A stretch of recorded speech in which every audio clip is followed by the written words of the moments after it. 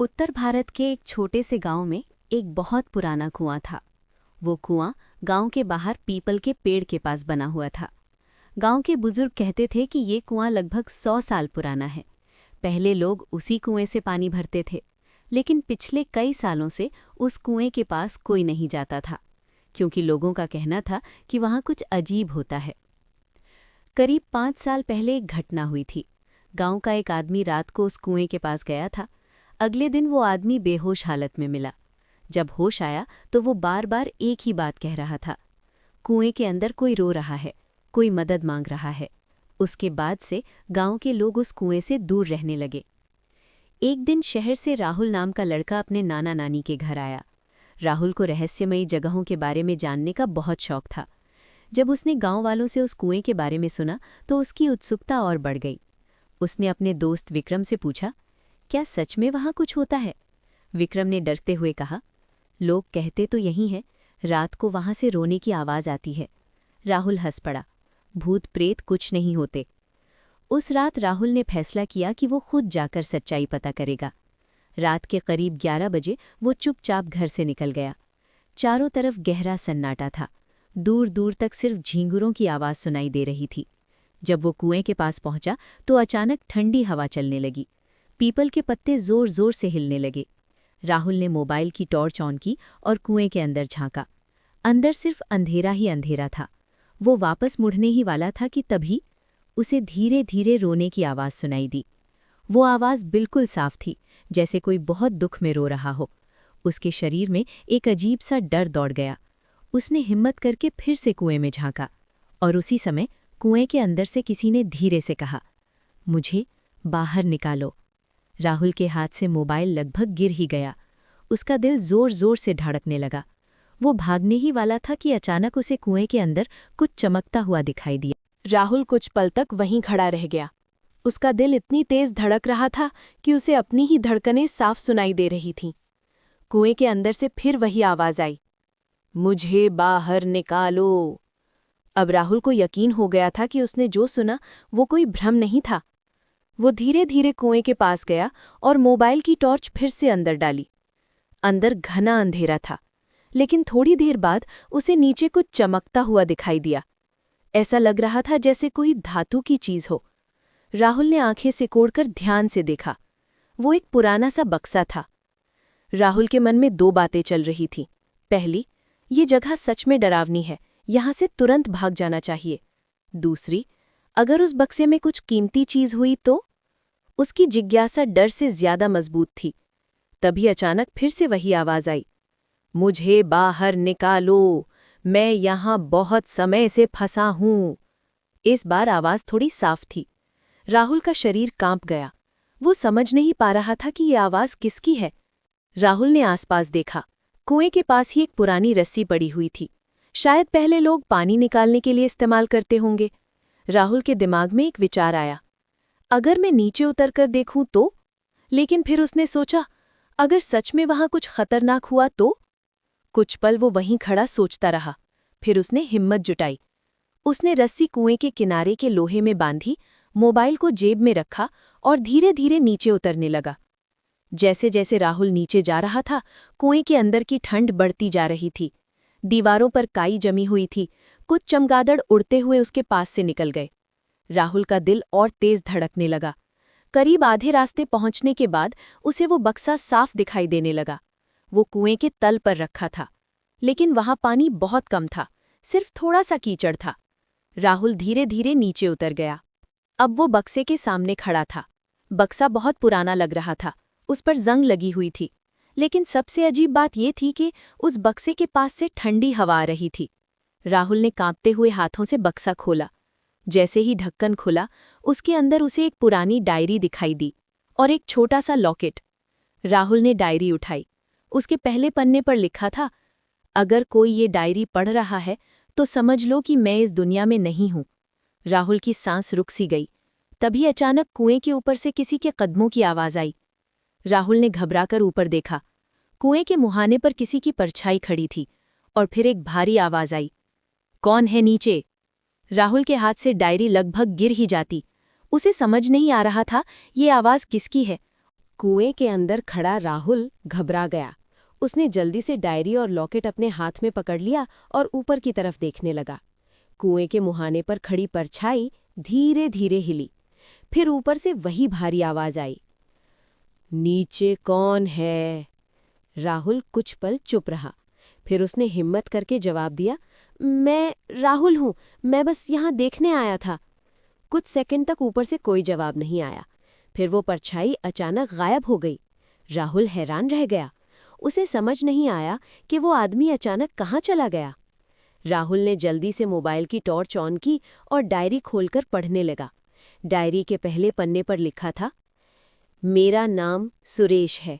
अगर कोई ये डायरी पढ़ रहा है तो समझ लो कि मेरे साथ बहुत बड़ा धोखा हुआ है। राहुल का दिल जोर से धड़कने लगा। उसने अगला पन्ना पलटा। उसमें लिखा था, आज से करीब 20 साल पहले मैं इस गांव में रहता था। मैंने अपने दोस्त पर बहुत भरोसा किया, लेकिन उसी ने मेरे साथ विश्वासघात किया। राहुल को कहानी और भी रहस्यमयी लगने लगी। डायरी में आगे लिखा था, मेरा दोस्त महेश मेरे साथ मिलकर जमीन का काम करता था। हम दोनों ने मिलकर बहुत पैसे कमाए थे, लेकिन एक दिन उसे लालच आ गया। वो सारी जमीन अपने नाम करना चाहता था। राहुल तेजी से पन्ने पलटता गया। अगले पन्ने पर लिखा था, उस रात महेश मुझे इस कुएं के पास बुलाकर लाया। उसने कहा कि हमें जमीन के कागज देखने हैं, लेकिन जैसे ही मैं कुएं के पास पहुंचा, उसने मुझे पीछे से धक्का दे दिया। राहुल की सांस अटक गई। मतलब सुरेश को जानबूझकर इस कुएं में गिराया गया था। डायरी के आखिरी पन्ने पर कांपते हुए अक्षरों में लिखा था, अगर कोई ये डायरी पढ़े तो महेश को सजा जरूर दिलाना, क्योंकि उसने मुझे मरने के लिए यहां छोड़ दिया। राहुल के हाथ कांपने लगे। तभी अचानक उसे फिर से वही रोने की आवाज सुनाई दी। इस बार आवाज बिल्कुल पास से आ रही थी। राहुल ने धीरे धीरे पीछे मुड़कर देखा, और जो उसने देखा उसके पैरों तले जमीन खिसक गई। कुएं के अंधेरे कोने में एक धुंधली सी आकृति खड़ी थी। वो किसी इंसान जैसी दिख रही थी, लेकिन उसका चेहरा साफ दिखाई नहीं दे रहा था। फिर धीरे धीरे वो आकृति राहुल की तरफ बढ़ने लगी, और उसी समय एक धीमी आवाज आई, क्या तुमने मेरी डायरी पढ़ी? राहुल का गला सूख गया। वो समझ गया था ये कोई इंसान नहीं था।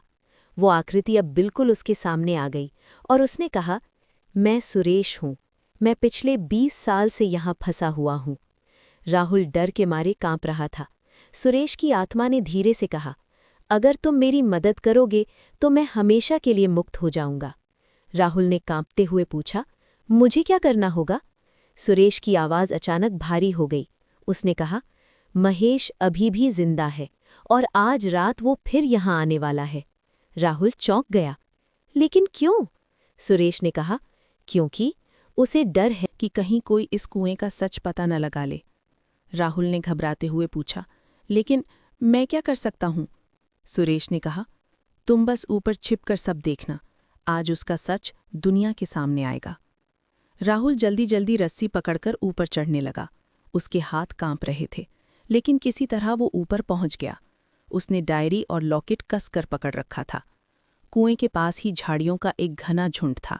राहुल वहीं छिप गया। उसका दिल जोर जोर से धड़क रहा था। अब उसे बस इंतजार था महेश के आने का। रात के करीब 12 बजे का समय था। चारों तरफ गहरा सन्नाटा था। अचानक दूर से कदमों की आवाज आने लगी। राहुल ने झाड़ियों से झांक कर देखा। एक आदमी धीरे धीरे कुएं की तरफ आ रहा था। जैसे ही वो पास आया, राहुल ने उसका चेहरा देखा। वो लगभग 60 साल का बूढ़ा आदमी था। यही था महेश। महेश कुएं के पास खड़ा होकर इधर उधर देखने लगा। उसके चेहरे पर घबराहट साफ दिखाई दे रही थी। वो बड़बड़ाने लगा, नहीं, ये राज कभी बाहर नहीं आना चाहिए। फिर उसने जेब से एक छोटा सा बैग निकाला। उस बैग में सीमेंट और पत्थर थे। राहुल हैरान रह गया। महेश शायद कुएं को हमेशा के लिए बंद करना चाहता था, ताकि कोई अंदर झांक भी ना सके। जैसे ही महेश कुएं के पास झुका, अचानक तेज हवा चलने लगी। पीपल के पेड़ की शाखाएं जोर जोर से हिलने लगीं। महेश डरकर पीछे हट गया, और तभी कुएं के अंदर से एक भयानक आवाज गूंजी, महेश! उसका चेहरा सफ़ेद पड़ गया। वो कांपती आवाज में बोला, कौन है? अचानक कुएं के अंदर से एक धुंधली आकृति ऊपर उठने लगी। वो धीरे धीरे हवा में तैरती हुई कुएं के मुहाने तक आ गई। महेश की आंखें फट गईं। वो घबराकर पीछे हटने लगा। आकृति ने भारी आवाज में कहा, मुझे पहचानते नहीं महेश। महेश के होंठ कांपने लगे। वो डरते हुए बोला, सुरेश? सुरेश की आत्मा ने गुस्से में कहा, हाँ, वही सुरेश जिसे तुमने 20 साल पहले इस कुएं में धक्का दिया था। महेश के पैरों से जैसे जमीन खिसक गई। वो घुटनों के बल गिर पड़ा। मुझे माफ कर दो, मुझसे गलती हो गई। लेकिन सुरेश की आवाज और भी गुस्से से भर गई। गलती नहीं, लालच था। झाड़ियों में छिपा राहुल सब कुछ देख रहा था। अब उसे समझ आ गया था कि डायरी में जो लिखा था वो सब सच था। राहुल ने धीरे से अपना मोबाइल निकाला और पूरी घटना की वीडियो रिकॉर्डिंग शुरू कर दी। अब ये सच छिप नहीं सकता था। लेकिन तभी महेश की नज़र अचानक राहुल पर पड़ गई। वो गुस्से में चिल्लाया, कौन है वहाँ? राहुल घबरा गया। महेश गुस्से में उसकी तरफ दौड़ने लगा और उसी समय सुरेश की आत्मा जोर से चिल्लाई, रुको महेश! तेज हवा का एक झोंका आया और अचानक महेश का संतुलन बिगड़ गया। वो लड़खड़ाया और सीधे कुएं में गिर गया। सब कुछ एकदम शांत हो गया। राहुल कुछ पल तक वहीं खड़ा रह गया। कुएं के अंदर से पानी के गिरने की आवाज आई। फिर अचानक हवा शांत हो गई। सुरेश की आत्मा धीरे धीरे राहुल की तरफ मुड़ी और उसने धीमी आवाज में कहा, धन्यवाद। राहुल कुछ देर तक वहीं खड़ा रहा। उसके हाथ अब भी कांप रहे थे। उसने धीरे धीरे कुएं के अंदर झांका। नीचे अंधेरा था और हल्की सी पानी की आवाज आ रही थी। राहुल को समझ नहीं आ रहा था कि महेश जिंदा है या नहीं, लेकिन वो एक बात समझ चुका था। 20 साल पुराना अपराध आखिर सामने आ ही गया था। राहुल पूरी रात सो नहीं पाया। सुबह होते ही वो गांव के सरपंच और कुछ लोगों को लेकर उस पुराने कुएं के पास पहुंचा। गांव वाले हैरान थे क्योंकि कई सालों से कोई उस जगह पर नहीं जाता था। जब सबने कुएं में झांक कर देखा तो नीचे महेश की लाश पड़ी हुई थी। गांव में ये खबर आग की तरह फैल गई। पुलिस भी आ गई और उन्होंने जांच शुरू कर दी। राहुल ने पुलिस को वो पुरानी डायरी दे दी। डायरी में सुरेश की पूरी कहानी लिखी हुई थी।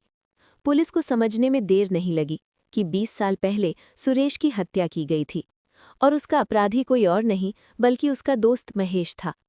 गांव वाले ये सुनकर दंग रह गए क्योंकि इतने सालों तक सबको लगता था कि सुरेश कहीं भाग गया होगा, लेकिन सच्चाई कुछ और ही थी। जब पुलिस डायरी देख रही थी तभी राहुल को याद आया कि बक्से में एक लॉकेट भी था।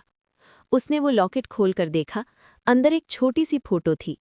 उस फोटो में सुरेश एक छोटी लड़की के साथ खड़ा था। राहुल ने ये बात गांव वालों को बताई। तब एक बुजुर्ग आदमी ने कहा, ये लड़की सुरेश की बेटी होगी। वो बहुत छोटी थी जब सुरेश गायब हुआ था। कुछ दिन बाद पुलिस ने सुरेश की बेटी को ढूंढ लिया। अब वो शहर में रहती थी। जब उसे पता चला कि उसके पिता के साथ क्या हुआ था तो उसकी आंखों में आंसू आ गए। वो गांव आई और उस पुराने कुएं के पास खड़ी हो गई। उसने धीरे से कहा, पिताजी, अब आपको न्याय मिल गया। उसकी आंखों से आंसू गिरने लगे। उसी समय हल्की सी हवा चली। पीपल के पत्ते धीरे धीरे हिलने लगे। ऐसा लगा जैसे सुरेश की आत्मा आखिरकार शांति पा गई हो। कुछ महीनों बाद उस पुराने कुएं को बंद कर दिया गया, लेकिन गांव के लोग आज भी उस जगह की कहानी सुनाते हैं। वे कहते हैं, अगर उस रात राहुल हिम्मत न करता तो शायद सुरेश का सच कभी सामने न आता और इस तरह 20 साल पुराना रहस्य आखिर खत्म हो गया।